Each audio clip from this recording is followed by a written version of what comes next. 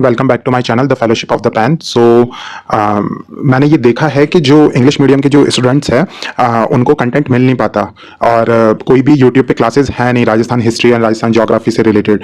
So and मुझे बहुत सारे मैसेज भी आ रहे थे जो इंग्लिश मीडियम स्टूडेंट कई थे, वो कह रहे थे कि ना हमें इंटरनेट पे कुछ मिलता है ना हमें यहाँ पे मिलता है, इस वजह से हम कभी और हमें हिंदी मीडियम में पढ़ना पड़ता है और हिंदी मीडियम में जब वो पढ़ते हैं तो उतना ग्रेस्प वो कर नहीं पाते और वो जो हिंदी मीडियम वाले स्टूडेंट्स हैं उनसे वो हमेशा पीछे ही रहते हैं, लाइक उतना वो कभी भी डिलीवर कर नहीं पाते। इसलिए मैंने सोचा इंग्लिश के अंदर मैं कंटेंट प्रोड्यूस कर देता हूँ। सो आज हम एक नई शुरुआत कर रहे हैं और हमारा जो पहला टॉपिक है वो आज हम कर रहे हैं 1857 का रेवोल्ट। तो अगर आप अभी तक देख रहे हैं तो please subscribe my channel and like this video, क्योंकि आपके सपोर्ट से ही ये चीज़ें पॉसिबल हो पाएगी। एंड शायद जो मैंने कंटेंट रखा है, जो मेरा कंटेंट है वो कंटेंट आई थिंक वो मतलब आपके आरपीएससी के कोई भी एग्जाम हो उसमें मोर देन सफिशिएंट है, बहुत ज़्यादा डिटेल में है कंटेंट। सो आपको वो टेंशन नहीं लेने की ज़रूरत है कि लाइक कंटेंट बेकार होगा या फिर लाइक और भी कहीं से पढ़ना पड़ेगा, कहीं भी नहीं पढ़ना, बस ये पढ़ लेना और इसकी जो पीडीएफ है वो आपको टेलीग्राम पे मिल जाएगी। ठीक है, so let's start with the topic. ठीक है, तो हम स्टार्ट करते हैं। सो सबसे पहले हम कॉजेज देखते हैं। 1857 का जो रेवोल्यूशन हुआ था राजस्थान में, तो उसके कॉज क्या था। तो उसका कॉज फर्स्ट हम देखें तो एक सब्सिडियरी अलायंस ट्रीटी साइन की थी। राजस्थान के सारे जितने भी रजवाड़े थे उन्होंने सब्सिडियरी अलायंस ट्रीटी साइन की थी। अब सब्सिडियरी अलायंस होता क्या है, ये जो ईस्ट इंडिया कंपनी है उन्होंने प्रॉमिस किया था कि इंटरनल सॉवरेन प्रोटेक्शन दिया जाएगा। ठीक है, इसमें लगभग फर्स्ट जिस रजवाड़े ने लाइक साइन की थी वो 1803 के अंदर भरतपुर था। ठीक है, और लास्ट जिसने साइन की थी वो 1823, ठीक है, 1823 के अंदर सिरोही ने की थी। ठीक है, सबसे ज्यादा सब्सिडियरी अलायंस ट्रीटी साइन की गई 1880 के अंदर। ठीक है, 1803 में सिर्फ भरतपुर और अलवर ने साइन की थी। ठीक है, लेकिन जो ट्रीटीज के अंदर सिर्फ इतना था कि लाइक जो ईस्ट इंडिया कंपनी है वो कभी भी इंटरफेयर नहीं करेगी, इंटरनल जो भी एडमिनिस्ट्रेशन है उसमें इंटरफेयर नहीं करेगी, जो उनका पॉलिटिकल एजेंट होगा वो कभी भी इंटरफेयर नहीं करेगा। लेकिन वो धीरे धीरे करने लग गया था। ठीक है, और वो जो वो क्लॉज था वो इमीडिएटली कंटिन्यूसली वायलेटेड हो रहा था। ठीक है, तो फर्स्ट रीजन तो है सब्सिडियरी अलायंस ट्रीटी। ठीक है, सेकंड हम इसमें देखें तो जो रूट कॉज है तो उसमें क्या हुआ था, एक अलवर के अंदर वो है ना सक्सेशन डिस्प्यूट भी चल रहे थे। लाइक इन्होंने डॉक्ट्रिन ऑफ लैप्स भी ईस्ट इंडिया कंपनी ने इंप्लीमेंट किया था। उसमें ये कहते हैं कि अगर किसी के जो बच्चा है वो उसका खुद का नहीं है तो उसकी जो प्रॉपर्टी होगी वो एनेक्स कर ली जाएगी उस स्टेट की। ठीक है, तो इसके अंदर अलवर और भरतपुर और उदयपुर के अंदर ये प्रॉब्लम हो रही थी, जहां पे जो ब्रिटिश है वो एग्रेसिवली इंटरवीन कर रहा था लॉयलिस्ट एयर्स के अंदर। ठीक है, फिर है ना इकोनॉमिक भी फैक्टर देखते हैं। इकोनॉमिक में क्या हुआ, जो ईस्ट इंडिया कंपनी है वो एक खिराज नाम का टैक्स ले रही थी और वो बहुत ज्यादा था। अब इस टैक्स से वो किससे ले रहे थे, वो राजाओं से ले रहे थे। अब राजा खुद तो टैक्स दे नहीं रहा था, वो क्या कर रहा था, उतना ही ज्यादा टैक्स सामंतों पे लगा रहा था जो उसके लॉर्ड्स थे, और वो लॉर्ड्स उतना ही ज्यादा जो टैक्स है वो फार्मर से ले रहे थे।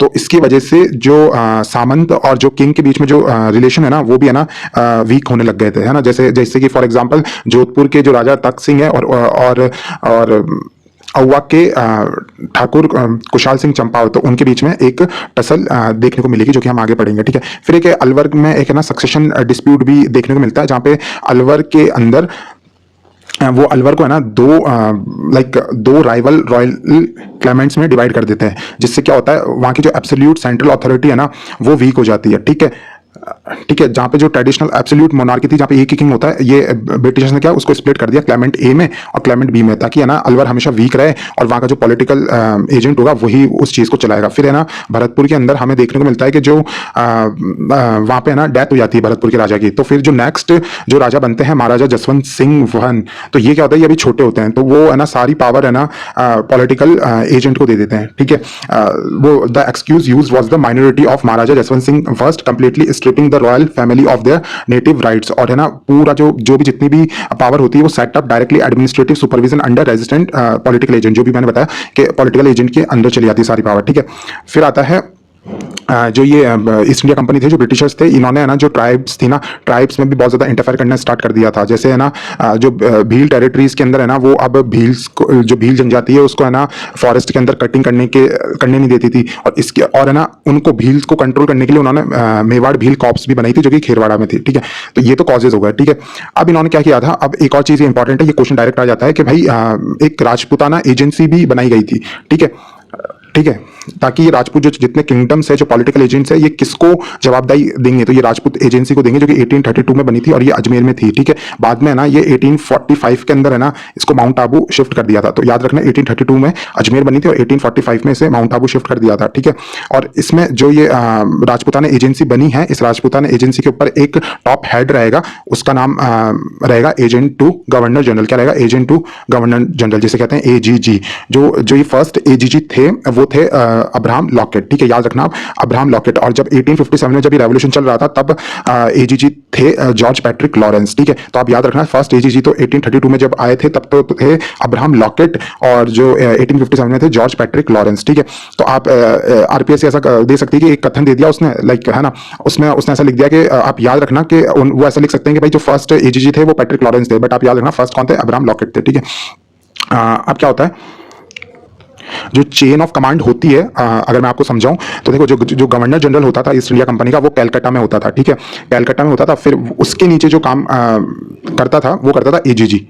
ठीक है, फॉर एग्जांपल पैट्रिक लॉरेंस को ले लेते हैं एक बार। तो गवर्नर जनरल ऊपर है कैनिंग, कैनिंग के नीचे एजीजी होगा, जिसका ऑफिस अजमेर था 1832 में। 1845 में वो माउंट आबू हो जाता है। ठीक है, और उसके नीचे थे ये पॉलिटिकल एजेंट्स। कौन थे? पॉलिटिकल एजेंट, जो कि हर एक स्टेट में इंडिविजुअल थे, जैसे मैकमैसन हो गया, शावर्ट्स हो गए, ये हो गए। ठीक है, और फिर इसके नीचे जो प्रिंसली रूलर्स थे, तख्त सिंह, स्वरूप सिंह, जितने भी राजा थे वो आते हैं, और इन राजाओं के नीचे आते थे सामंत। ठीक है, जैसे कुशाल सिंह चंपावत। ठीक है, तो अब आगे हम देखते हैं कि हम ये आप एक चीज याद रख लेना कि जैसे हम मेजर ये 5 स्टेट है जिनका तो आपको याद रखना ही है कि इनके पॉलिटिकल एजेंट कौन थे पहले तो, और इनके है ना नेटिव प्रिंसली रूलर कौन थे। ये क्वेश्चंस बिल्कुल फैक्चुअल में आ जाएगा, या फिर आपको 4 ऑप्शन दे देंगे और आपको मतलब मैच करवाने को बोलेंगे। ठीक है ना, तो मारवाड़ के अंदर, जोधपुर के अंदर कौन था? मैकमैसन थे। कौन थे? जोधपुर में कौन थे? मैकमैसन थे। ठीक है, और किंग कौन थे? तख्त सिंह थे। आपको याद हो जाएगा, आप दो तीन बार इसको मतलब लाइक पढ़ लेना। लाइक मारवाड़ एम से स्टार्ट हो रहा है और मैकमैसन का भी एम से स्टार्ट हो रहा है। ठीक है, मेवाड़, तो हमें ऐसा पता है कि मेवाड़ के क्षेत्र में मतलब ये लाइक नीचे की तरफ डूंगरपुर और सवाई माधोपुर और झालावाड़, तो इस तरफ बारिश ज्यादा होती है, तो आप ऐसा कर लेना शावर्ट्स। ठीक है, तो मेवाड़ में कौन है? शावर्ट्स है। और यहाँ पे राजा कौन थे? स्वरूप सिंह थे। ठीक है, फिर आता है धुंधाड़। ठीक है, धुंधाड़ मतलब जयपुर। तो जयपुर में कौन था? जयपुर में ईडन थे। ठीक है ना, तो लाइक आप ऐसे याद कर सकते हो कि मतलब जयपुर के अंदर बहुत बड़े बड़े गार्डन्स है, तो ईडन गार्डन, तो ऐसा कुछ याद कर लेना। और यहाँ पे राजा कौन थे? राम सिंह थे। ठीक है, फिर है कोटा। कोटा के अंदर कौन थे? बर्टन थे। कौन थे? कोटा में कौन थे? बर्टन थे, और यहाँ के भी राजा राम सिंह सेकेंडरी थे। ठीक है, ये अलग अलग है, ये राम सिंह जो जयपुर के वो अलग है, और हाडोटी के जो राम सिंह है वो अलग है। ठीक है, और भरतपुर के अंदर कैप्टन मॉरिसन थे। ठीक है, और यहाँ के जो राजा थे वो थे महाराजा जसवंत सिंह फर्स्ट, जो कि हमने कहा भी था ये माइनर थे। तो जो भी जो पॉलिटिकल एजेंट थे वहां पे, जैसे मॉरिसन थे, तो मॉरिसन ही सब कुछ संभाल रहे थे। ठीक है, अब क्या होता है, अब हम आते हैं 6 छावनियां थी। छावनियां मतलब कैंटोनमेंट्स। 6 कैंटोनमेंट्स थे यहाँ पे, मतलब पूरे राजस्थान में 6 कैंटोनमेंट्स थे, जहाँ पे है ना जो एक जो आर्मी होती है ना वो वहाँ पे स्टैटिक रहती है। लाइक कभी लड़ाई हो गई तो ये मेन जो 6 कैंटोनमेंट्स थी, यहाँ पे बहुत बड़ी बड़ी आर्मीज रहती थी, और कहीं भी लड़ाई होती थी तो वहाँ जाती थी। ठीक है, तो 6 ब्रिटिश कैंटोनमेंट थी ये। ठीक है, अब आप ये याद रखना कि यहाँ पे सिर्फ 30 ही ब्रिटिश ऑफिसर्स थे। ठीक है, इन 6 कैंटोनमेंट्स में 5000 तो इंडियन सिपाही थे, और 30 ब्रिटिशर्स, यानी 30 ब्रिटिशर्स 5000 इंडियन सिपाहीज पे ऊपर बैठे थे और उनको ऑर्डर दे रहे थे, है ना। लाइक अगर कितनी बड़ी बात है कि अगर इन 5000 सिपाही अगर रिवॉल्ट कर देते हैं तो 30 ब्रिटिशर्स कैसे बच पाएंगे?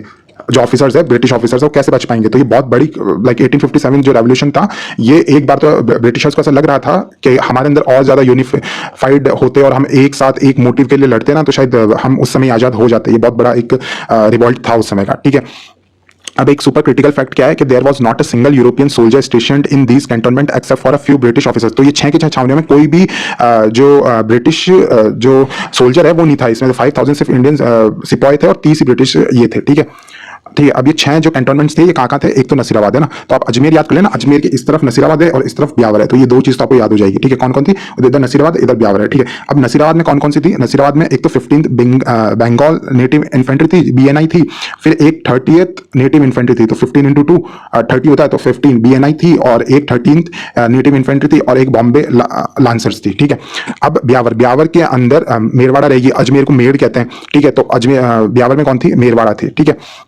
इसके बाद में जो नीमच है, ठीक है, नीमच कहाँ पड़ता है, नीमच पड़ता है टोंक के आगे। ठीक है, उस तरफ, तो उस तरफ वो मालवा का क्षेत्र होता है, मालवा और मेवाड़ का। ठीक है, तो उसे वहां पे कौन सी लाइक सोल्जर्स थे, तो वो मालवा मेवाड़ राजपूत कैवलरी के थे। किसके थे, मालवा मेवाड़ राजपूत कैवलरी के थे। ठीक है, और यहाँ पे ग्वालियर कंटिजेंट भी था। ठीक है, नीमच के पास में ग्वालियर पड़ता है। ठीक है, एरनपुरा, अब एरनपुरा ये पड़ता है पाली के वहां पे। ठीक है, तो पाली किसके पास में, जोधपुर, तो यहाँ पे जोधपुर लीजन थी। ठीक है, देवली, देवली टोंक के पास में है, तो टोंक किसके पास में, कोटा, तो यहाँ पे कोटा कंटिजेंट थी। ये एच हटा लेना यहाँ से। ठीक है, ये कोटा कंटिजेंट है। ठीक है, और लास्ट जो थी वो है खेरवाड़ा। ठीक है, जो कि उदयपुर में थी, यहाँ पे मेवाड़ भील कॉप्स थी। ठीक है, तो अगर आप अभी तक वीडियो देख रहे हैं तो प्लीज सब्सक्राइब माय चैनल, और मैं इंग्लिश में इतना अच्छा कंटेंट आप लोगों को प्रोवाइड कर रहा हूं, तो मुझे भी ये उम्मीद है कि आप लोग सपोर्ट करें, क्योंकि पूरे इंटरनेट पे इतना अच्छा इंग्लिश कंटेंट कहीं भी नहीं है। सो आई होप कि आप लाइक करें और आप शेयर करें, जो भी इंग्लिश मीडियम के स्टूडेंट्स हैं, जो राजस्थान कॉम्पिटेटिव एग्जाम से बहुत डिफिकल्टी फेस करते हैं कि कहाँ से पढ़ें, अब हिंदी में पढ़ना पड़ेगा और वो हिंदी में याद भी नहीं होती चीज़ें, तो लाइक तो आप थोड़ा सा सपोर्ट करिए और आप अच्छा करिए, मतलब आप इनको एक बार रिवाइज कर लेंगे। मैं आपको ये जो PDF है, ये मैं बार बार कह रहा हूँ कि ये मेरे टेलीग्राम चैनल में मैं अपलोड कर दूंगा इसको। ठीक है, और जो टेलीग्राम चैनल का जो लिंक है वो मेरी बायो में है। लाइक आप यूट्यूब पे आप मेरे आइकन पे क्लिक करेंगे तो अबाउट में जाएंगे, अबाउट में जो मेरा बायो है वहाँ पे टेलीग्राम का आपको लिंक मिल जाएगा। ठीक है, अब एक इंपॉर्टेंट चीज़ आप ये याद रखना कि जो चार, ये जो नसीराबाद, नीमच, एरनपुरा और देवली, यहाँ चारों में तो रिवोल्ट हुआ था। ठीक है, इन चारों में क्या हुआ था, रिवोल्ट हुआ था। क्या हुआ था, इन चारों में रिवोल्ट हुआ था। ठीक है, वहीं ब्यावर और खेरवाड़ा के अंदर रिवोल्ट नहीं हुआ था, ब्यावर में नहीं हुआ था। ठीक है, और कहाँ नहीं हुआ था, खेरवाड़ा में नहीं हुआ था। बाकी कहाँ हुआ था, नसीराबाद, नीमच, एरनपुरा और देवली में हुआ था। नसीराबाद कहाँ है, अजमेर में है। नीमच कहाँ है, ग्वालियर बॉर्डर पे है। एरनपुरा कहाँ है, पाली के अंदर है। ठीक है, और देवली कहाँ है, टोंक में है। ठीक है, और ब्यावर और खेरवाड़ा में नहीं हुआ, खेरवाड़ा उदयपुर में है और ब्यावर कहाँ है, अजमेर में। तो आप एक बार आपको 3 चीजें याद करनी है, एक तो छावनियों के नाम, छावनियां कहाँ थी। ठीक है, और यहाँ पे कौन सी लाइक आर्मी स्टेशन थी, मैंने वो ट्रिक बता दी कि आर्मी आपको याद हो जाएगी। नसीराबाद में 15 BNI, 30 BNI बॉम्बे लार्सन्स, और नीमच किसके पास में है, मालवा और मेवाड़, तो वो हो जाएगा एरनपुरा, पाली, पाली के पास में क्या, जोधपुर, जोधपुर हो जाएगा, और देवली, देवली टोंक के पास है, टोंक किसके पास में, कोटा, तो कोटा कंटिजेंट हो जाएगा। ब्यावर तो अजमेर के पास में, तो यहाँ तो मेर कहते हैं, तो मेरवाड़ा हो जाएगा, और जो खेरवाड़ा है वो उदयपुर में। ठीक है, और आप ऐसे याद रख लेना ये तो कि खेरवाड़ा में वॉर आ रहा है। ठीक है, और मेवाड़ में भी वॉर आ रहा है। ठीक है, अब आप एक लाइक आप एक समझना इसे, जैसे फॉर एग्जांपल ये राजस्थान का मैप है रफली। ठीक है, ये राजस्थान का मैप है ना फॉर एग्जांपल, तो ये क्योंकि ये जब मैं मैप बना रहा था तो मैंने ट्राई तो किया। अब देखो हमें पता है बीकानेर यहाँ पे है। ठीक है ना, बीकानेर यहाँ पे हो गया, बीकानेर यहाँ है। ठीक है, जैसलमेर इसके नीचे है। ठीक है, ब्यावर यहाँ पड़ जाता है, ब्यावर यहाँ है। ठीक है, और एरनपुरा यहाँ है। ठीक है, और जो नसीराबाद है, नसीराबाद यहाँ पे है। ठीक है, और जो अलवर इसके आगे यहाँ पे। ठीक है, भरतपुर इधर हो जाता है। ठीक है, और जो देवली है, देवली इधर है। ठीक है, और जो नीचे है खेरवाड़ा और नीमच, तो खेरवाड़ा बिल्कुल यहाँ पे है, और जो नीमच है वो भी यहाँ पे है। तो अब देखना, अब आप एक चीज समझना कि ये जो लोग थे, जैसे एरनपुरा में जो रिवोल्ट हुआ था ना, तो एरनपुरा वाले लोग, क्योंकि उन्हें दिल्ली जाना था, ये सब लोग है ना दिल्ली जाएंगे, यहाँ रिवोल्ट करके सब दिल्ली जाएंगे, तो नसीराबाद वाले तो यहाँ से दिल्ली चली जाएंगे। तो ये लोग तो कहीं भी मतलब और कहीं अपन को और कहीं नहीं पढ़ना, लेकिन जो लोग नीमच में जो विद्रोह करेंगे ना, तो नीमच वाले बीच में देवली पड़ता है। ठीक है, इधर से दिल्ली जाने के लिए, तो नीमच वाले देवली में भी काम आएंगे। ये जो नीमच वाले हैं ना, यही देवली में रिवोल्ट करवाएंगे। और जो खेरवाड़ा वाले हैं ना, ये ठीक है, खेरवाड़ा में तो हुआ ही नहीं था। ठीक है, यहाँ तो मेवाड़ भील कॉप्स थी, तो ये बिल्कुल एकदम साइड में है ना, तो यहाँ पे इसको किसी ने नहीं छेड़ा। ठीक है, वहीं जो एरनपुरा वाले है ना, एरनपुरा जब दिल्ली जाते हैं ना, तो यहाँ पे बीच में एक अउवा पड़ता है, AUWA। ठीक है, यहाँ क्या पड़ता है, लाइक औवा पड़ता है। औवा के सामंत थे कुशाल सिंह चंपावत, तो वो और एरनपुरा वाले मिलके औवा के अंदर रिवोल्ट करते हैं, जहाँ पे दो बैटल्स होती है। तो आप इसको एक बार फ्रेम कर लेना कि जैसे ये है तो बीकानेर ऊपर हो गया, जैसलमेर इधर हो गया, और एरनपुरा वाले यहाँ, एरनपुरा यहाँ पड़ता है, ठीक है ना, कहीं यहाँ एरनपुरा पड़ता है। तो ये जो लोग जाएंगे ना इधर से, ठीक है ना, तो यहाँ औवा पड़ता है, तो ये यहाँ पे विद्रोह करेंगे, ठीक है। और नसीराबाद वाले तो सीधा उधर ही निकल जाएंगे, और जो ये नीमच वाले हैं ना, नीमच वाले ऊपर जाएंगे ना, तो ये देवली के अंदर ये नीमच वाले करेंगे, ठीक है ना। आप लोगों को ऐसा लग रहा होगा कि जो ये नसीराबाद है और जो ब्यावर है, ये इतनी पास पास में अजमेर के पास में क्यों है? क्योंकि जो राजपूताना एजेंसी है, जो एजीजी बैठते हैं, वो अजमेर में बैठते हैं। और अजमेर में जो अकबर फोर्ट है, जिसे आज मैगजीन फोर्ट जिसे कहते हैं, तो वहाँ पे बहुत ज़्यादा है ना सेंट्रल वेपन आर्सेनल पड़ा हुआ था, ठीक है ना। तो उसे प्रोटेक्ट करने के लिए ये इतनी सारी फोर्सेज यहाँ रखते थे, ठीक है। और जो नीमच है ना, एक क्रिटिकल बॉर्डर पे सिचुएटेड है कि अगर एमपी में कुछ दिक्कत पड़े या सेंट्रल इंडिया में कुछ दिक्कत पड़े तो वहाँ पे भी चली आए और राजस्थान में भी आ जाए, ठीक है। वहीं जो ब्यावर और खेरवाड़ा है ना, वो मेनली है ना लाइक ट्राइबल, लोकल जो ट्राइबल जो मेर्स और भील्स जो रिवोल्ट कर रहे थे ना, उसे दबाने के लिए ये था, ठीक है ना। अब क्या हुआ कि इसमें से ना, जैसे मैंने बताया कि दो जो है ब्यावर और खेरवाड़ा ने ना कभी भी रिवोल्ट नहीं किया, ठीक है ना। और ब्यावर में कौन था? मेरवाड़ा थी, और खेरवाड़ा में मेवाड़ भील कॉप्स थी, थे ना। तो आप इसको मेमोरी ट्रिक में बीके याद कर सकते हो कि बीके, ठीक है ना। तो किसने सपोर्ट नहीं किया? तो बीके ने नहीं किया, ठीक है ना। अब स्टार्ट कैसे हुआ? इंडिया में 29 मार्च को मंगल पांडे ने बैरकपुर में रिवोल्ट किया, ठीक है ना। लेकिन हम स्टार्टिंग मानते हैं 10 मई को, 10 मई के अंदर जब मेरठ में म्यूटिनी हुई, ठीक है ना।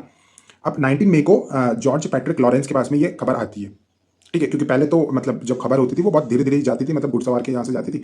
तो 29 मार्च को तो बैरकपुर में होता है, 10 मई को होता है मेरठ में। अभी राजस्थान में कैसा आ गया? राजस्थान में 19 मई को एजीजी जॉर्ज पैट्रिक लॉरेंस के पास ये खबर आ गई कि भाई मेरठ के अंदर एक आउटब्रेक हुआ है, ठीक है। और वो उस समय क्या थे, लाइक ऐसा रूल हो गया था लाइक 1847 के बाद में, कि मतलब वो माउंट आबू थे उस समय, क्योंकि गर्मी चल रही थी। तो गर्मियों में ये अपना जो सेंटर होते थे ये शिफ्ट कर देते थे माउंट आबू में, तो वो थे माउंट आबू, ठीक है। तो अब तो अगर लाइक जो मैंने इतना जो समझाया वो ये है कि 29 मार्च को बैरकपुर, 10 मार्च को मेरठ, और 19 मई को लॉरेंस के पास में लाइक जॉर्ज पैट्रिक लॉरेंस के पास में खबर आ गई थी, ठीक है ना। अब क्या हुआ? जॉर्ज पैट्रिक लॉरेंस को जब ये मई 19 को जब पता चला, तो उनको फिक्र हुई कि यार अगर ये नसीराबाद वालों ने और अपने ब्यावर वालों ने अगर ऐसा कुछ कर दिया तो सारा तो आर्सेनल ये अपना अजमेर पड़ा है। और अगर उनके पास एक बार अजमेर में लाइक आर्सेनल उनके हाथ में आ गया तो फिर तो इनका रिवोल्ट तो बहुत स्ट्रांग है। और अगर राजस्थान में तो सिर्फ 30 ही ब्रिटिश ऑफिसर है और 5,000 तो ये सोल्जर्स है, और इन 5,000 के पास में अगर राइफल्स आ गई तो ये तो पूरे इंडिया को मतलब ब्रिटिश फ्री कर सकते हैं, ठीक है ना। अब क्या हुआ? अजमेर में क्या हो रहा था? अजमेर में है ना एक 15 नेटिव इन्फेंट्री आ रखी थी प्रोटेक्ट करने के लिए। तो उसको ऐसा लगा कि ये जो बंगाल नेटिव इन्फेंट्री है ना, तो ये बंगाल नेटिव इन्फेंट्री में तो लोग बंगाल के हैं या फिर अवध के हैं, और ये अवध तो बीच में पड़ता है, मेरठ के उधर पास नहीं है। तो उसको ऐसा लगा कि कहीं ये मेरठ वाले जो लोग हैं उन्होंने इनको ब्रेन वॉश तो नहीं कर दिया, क्या पता ये क्योंकि बंगाल से है ये नेटिव इन्फेंट्री, तो क्या पता मतलब। तो उसने फटाफट, क्योंकि मेरठ से आ रखे थे, तो उसने फटाफट ऑर्डर किया कि ये 15 नेटिव इन्फेंट्री को नसीराबाद भेजो, अजमेर से बाहर निकालो, ठीक है ना। क्योंकि वो मिसट्रस्ट कर गया, आगे से ही उसने मतलब पैनिक करके आगे से ही मिसट्रस्ट करके उनको उधर भेजा। और यही एक सोर्स है जिसकी वजह से ये होता है। यही जो ये जो एक्सीडेंटल कैटलिस्ट है ना, वो मेरे जो बंगाल नेटिव इन्फेंट्री के जो लोग थे ना, वो कभी ऐसा करते ही नहीं। वो तो जब उनको वहां पे भेजा गया नसीराबाद, ठीक है ना, तो उनको बड़ा गुस्सा आया कि यार ये मतलब हमें ना राइफल्स दे रहे हैं, और ले जाया भी गया तो उससे पहले उनकी राइफल सीज कर दी यहाँ पे नसीराबाद में, ठीक है। तो उन्होंने कहा यार ये तो भरोसा भी नहीं कर रहे, ऐसा मतलब पेमेंट भी सही नहीं दे रहे, और उसके बाद में ये हमें एक ही रातों रात इन्होंने नसीराबाद भेज दिया, और है ना बड़ा मतलब रिसेंटमेंट था उनके अंदर, ठीक है ना। तो ये जो सिपाही थे इसको उन्होंने व्यू किया इसको as a like sign of British distrust, कि उनका जो ट्रस्ट था ना ब्रिटिशर्स के अंदर वो खत्म हो गया था, ठीक है ना। वहीं जो र्यूमर्स थी कि जो ब्रिटिश है ना वो लाइक बोन डस्ट मिलाते हैं, मतलब जो आटा होता है ना उसमें ना जो हड्डियों का चूरा होता है ना वो मिलाया जाता है। और वहीं जो एनफील्ड राइफल्स भी उस समय चली थी, एनफील्ड राइफल में ये भी एक अफवाह उड़ रखी थी कि मतलब जो एनफील्ड राइफल में जो कैटरिज होता है ना उसको मुंह से ऐसा फाड़ के फिर लगाना पड़ता है। तो वो क्या होता था, वो कैटरिज जो बनता है वो बनता है लाइक काऊ की मीट से और पिग की चर्बी से। तो इन दोनों के अंदर ही मुस्लिम्स भी रिजेंटमेंट हो गए थे और हिंदूज भी हो गए थे। तो इनके बीच में एक लाइक यूनिटी भी आ गई थी, एक कॉमन गोल आ गया था, ठीक है। और इनको भत्ता भी नहीं मिलता था अब, ठीक है ना। और भी ऐसे बहुत सारे कारण थे, ठीक है ना। तो अब नसीराबाद के अंदर क्या हुआ? नसीराबाद के अंदर 28 मई को first spark of revolt in Rajasthan हुआ। तो ये राजस्थान में कब स्टार्ट होता है ये रिवोल्ट? तो वो होता है 28 मई 1857 को।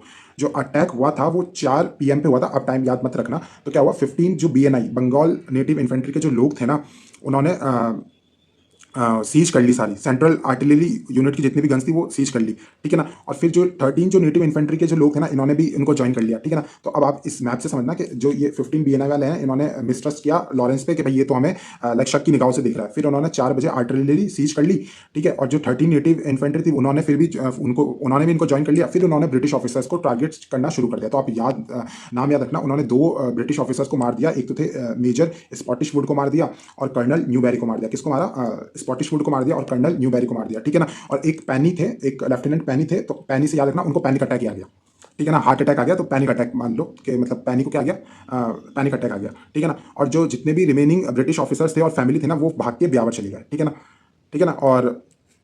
और उनको एस्कॉर्ट किसने किया? तो इसमें एक क्वेश्चन आ सकता है कि भाई नसीराबाद में जितनी भी सोल्जर्स थे उसमें से कौन सी एक ऐसी मतलब ट्रूप्स थे जिन्होंने सपोर्ट किया था ब्रिटिशर्स को? तो 15 बंगाल नेटिव इन्फेंट्री ने तो लड़ाई कर ली थी, लाइक विद्रोह कर दिया था। उसके साथ में 13 नेटिव इन्फेंट्री भी ज्वाइन कर ली। वहीं जो बॉम्बे लांसर्स भी थी वहाँ पे, उन्होंने सपोर्ट किया था। जो ब्रिटिश ऑफिसर्स की जो फैमिलीज थी ना, इनको ब्यावर ले जाने में बॉम्बे लांसर्स का ही हाथ था, मतलब इन्होंने हेल्प किया था उनको, तब जाके वहाँ पहुँच पाए, ठीक है। अब वो यहाँ से वो होके वो फिर अजमेर नहीं गए। अजमेर लाइक वो अजमेर भी जा सकते थे, लेकिन 2-3 कारण थे इसलिए वो अजमेर नहीं गए। एक तो अजमेर के अंदर पहले ही लाइक अच्छा खासा वहाँ ट्रूप्स थे। सेकंड बार जब वो नसीराबाद में वो जब रिवोल्ट किया तो उसके बाद वो थक गए थे। उन्होंने कहा वो उधर जाएंगे अजमेर और फिर वापस इधर दिल्ली जाएंगे तो मतलब बहुत देर हो जाएगी, और वो फटाफट बहादुर शाह जफर से मिलना चाहते थे, ठीक है ना। वो अब क्योंकि इनसे ब्रिटिशर से पहले मुगल एम्पायर का राज था, तो वो सोच रहे थे कि मतलब वो अभी भी ये देख रहे थे कि वापस ये जो मुगल एम्पायर है बहादुर शाह जफर, ये नेक्स्ट मतलब किंग बन जाएंगे। तो ये सब है ना दिल्ली जाने के लिए रेडी थे। और नसीराबाद इधर पड़ता है और अजमेर इसके पीछे पड़ता है। नसीराबाद यहाँ है तो अजमेर यहाँ है, तो अगर पीछे आते तो दिक्कत होती है। उससे अच्छा वो दिल्ली उधर चले गए, ठीक है ना। तो ये मार्च टू दिल्ली चले गए, ठीक है ना। तो अब हमने अजमेर का तो पूरा देख लिया, यानी नसीराबाद में जो क्रांति हुई थी, नसीराबाद क्रांति हमने पूरी समझ ली। तो वापस मैं रिवाइज करा देता हूँ। तो एक तो स्कॉटिश वुड को मार दिया था, ठीक है, और न्यूबेरी को मार दिया था, ठीक है ना। और पैनी को पैनिक अटैक आ गया, ठीक है। अब ये भरतपुर अपराइजिंग। अब भरतपुर में क्या हो रहा था? अब भरतपुर में क्या हुआ, 31 मई को ही भरतपुर के अंदर भी आउटब्रेक हो गया। उधर 28 मई को हुआ और भरतपुर में हो गया 31 मई को। अब भरतपुर है ना, हमें पता है महाराजा जसवंत सिंह फर्स्ट के अंडर था। लाइक वो माइनर थे, तो लाइक जो एडमिनिस्ट्रेटिव कंट्रोल पूरा है ना मेजर बटन के, लाइक मेजर मॉरिसन के पास में था। बटन तो कहाँ थे? बटन तो कोटा में थे, तो मॉरिसन के पास में सारा कंट्रोल था। अब क्या हुआ, जो भरतपुर स्टेट फोर्सेज है वो है ना, उसके अंदर गुजरात गुजर और मेवाती लोग बहुत ज़्यादा थे। कौन थे? गुजर और मेवाती थे, ठीक है ना। तो भरतपुर रिवोल्ट के अंदर जसवंत सिंह फर्स्ट थे और मेजर मॉरिसन थे। तो अब 31 मई को हुआ, और किसने किया? क्योंकि उसके अंदर सोल्जर्स में ज़्यादा कौन थे? गुजर्स और मेवाती थे। तो उसकी वजह से लाइक उनको पता चली गया था कि यार वो नसीराबाद के अंदर 28 मई को उन्होंने लाइक न्यूबेरी को मार दिया, स्कॉटिश वुड को मार दिया, पैनी मर गया। तो इस खतरे को भाप के ही मॉरिसन आगरा चला गया। जो मॉरिसन थे, जो पॉलिटिकल एजेंट थे, वो चला गया। तो ये क्वेश्चन ये आ सकता है कि भाई कौन सी रियासत में ऐसा हुआ कि खतरा देख के वो आगरा चले गए? तो वो थे मॉरिसन। और कहाँ हुआ था? भरतपुर में, ठीक है। तो क्योंकि मॉरिसन डिपार्चर, क्योंकि hearing of the rebellion Morrison realise he could not control the situation, he fled from Bharatpur towards Agra, ठीक है। तो ये क्वेश्चन जो मैंने बताया, which political agent was forced to flee to Agra when Gujar and Meo communities rebelled, तो ये आंसर हो जाएगा भरतपुर, ठीक है। मैं वापस कह रहा हूँ कि आपको अगर पीडीएफ चाहिए तो आपको टेलीग्राम ज्वाइन करना है, ठीक है। आपको ये पूरा मिल जाएगा, आप इसे रिवाइज कीजिए, आप नोट्स पढ़िए। कितने मतलब आप एक बार पढ़ेंगे, अगर किसी की इंग्लिश इतनी अच्छी भी नहीं है तो भी उसे समझ में आ जाएगा। और ये जो लाइक आप बाकी चैनल्स पे जाके या फिर कहीं से और भी आप देख सकते हैं, तो आपको पता चलेगा ये कंटेंट कितना एनरिच है। इस कंटेंट से आप लाइक जो मोर देन इनफ है। अगर आप आरपीएससी का एग्जाम, मैं कह रहा हूँ आरएस भी अगर आप दे रहे हैं या प्रिपेयर कर रहे हैं, तो आप मेंस में भी इसको यूज़ कर सकते हैं एंड प्री के अंदर भी कर सकते हैं, ठीक है। तो अब आता है नीमच। नीमच में क्या हुआ? अब हमने देख लिया 28 मई को तो हुआ था नसीराबाद में, और फिर उसके बाद में 31 मई को हो गया भरतपुर में, ठीक है। अब वापस एंड तो अब आ गया नीमच में। नीमच में क्या हुआ? 2 जून की बात है। 2 जून में क्या हुआ, लाइक सबको ओथ दिलाई जा रही थी कि भाई हम ब्रिटिश हुकूमत के खिलाफ हम कुछ भी नहीं करेंगे। तो ऐसा है ना, परेड ग्राउंड में ना इन सबसे है ना ओथ ली जा रही थी कि आप लोग कभी भी मतलब, क्योंकि सबको डर लग रहा था कि यार ये रिवोल्ट नहीं करते। तो वहाँ पे ना कर्नल एबॉट है ना, सारी जो सबसे है ना ओथ ले रहे थे। तो वहीं एक, और वो ओथ भी किस पे ले रहे थे? वो गीता और कुरान पे ले रहे थे। जो मुस्लिम्स थे वो कुरान पे ले रहे थे, और जो हिंदूस थे वो गीतास पे ले रहे थे, ठीक है ना। तो वो ओथ ले रहे थे कि हम हमेशा लॉयल रहेंगे ब्रिटिश साम्राज्य के प्रति, ठीक है ना। तो वहीं जो एक इंडियन सिपाही थे जिनका नाम था मोहम्मद अली बेग। तो मोहम्मद अली बेग ने ना लाइक वो सामने आए और उन्होंने चैलेंज कर दिया कर्नल एबॉट के कि मैं नहीं लेगा, ठीक है। और जो मोहम्मद अली बेग का जो आर्ग्यूमेंट भी था वो ये था, ये आर्ग्यूमेंट आ सकता है, have the British been loyal to their promises, did you not break your treaty with oath, why should we be bound by oaths of loyalty when you break yours? वो मोहम्मद अली बेग कहते हैं कि मतलब हम क्यों ब्रिटिश साम्राज्य के साथ प्रॉमिस निभाए जब ब्रिटिश साम्राज्य खुद लॉयल नहीं है अपने प्रॉमिसेस से। क्योंकि जो अवध ने ट्रीटी की थी, ठीक है, पर अवध पे डॉक्टर ऑफ लैब्स लगा के जो अवध का जितना भी एडमिनिस्ट्रेशन है ना, वो ब्रिटिश ने खुद के अंडर ले लिया था। तो वो उसी को ही कह रहा है, शायद ये मोहम्मद अली बेग अवध से ही थे, इसलिए वो कह रहे थे कि मतलब तुमने अवध के अंदर तुमने ट्रेचरी की, ठीक है ना, तो तुम खुद अपनी ओथ पे और अपने प्रॉमिस पे नहीं रह पाते, तो हम क्यों रहें, ठीक है।